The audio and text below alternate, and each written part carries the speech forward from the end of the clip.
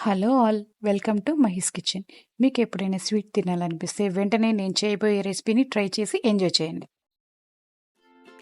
ముందుగా దీన్ని తయారు చేసుకోవడానికి కావాల్సిన పదార్థాలు 6 bread pieces, cup sugar, refined oil, 1 litre పాలు, క్రష్ చేసుకున్న బాదాం, 2 ఇలాచి.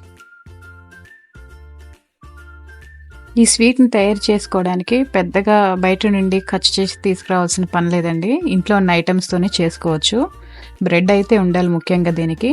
మన ఇంట్లో ఉన్న షుగర్, ఆ రోజు మనకుండే పాలు, ఇంట్లో ఎలాగో ఇలాచీ ఉంటుంది కదండి, ఇలాచీ, బాదం కామన్గానే ఇంట్లో ఉంటాయి కాబట్టి వాటితోనే చేసేసుకోవచ్చు.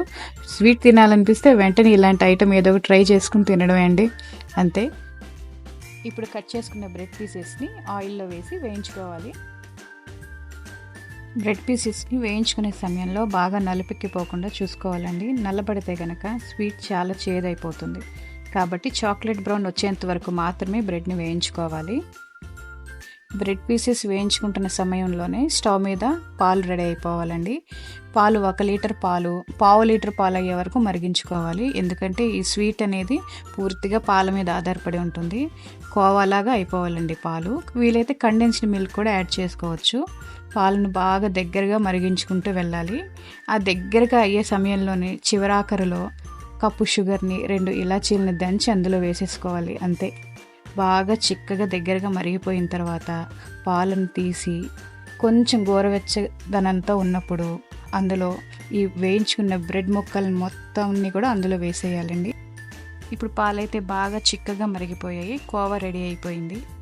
కోవా అంటే ఏం లేదు, పాలు బాగా మరిగిన తర్వాత చిక్కగా అయిన పదార్థమే కోవా.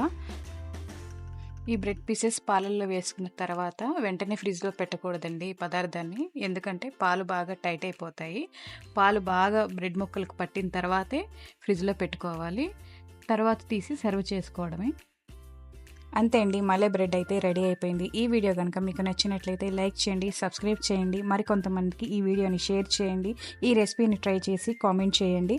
మరిన్ని వీడియోస్ కోసం నోటిఫికేషన్ని ఆన్లో పెట్టుకోండి.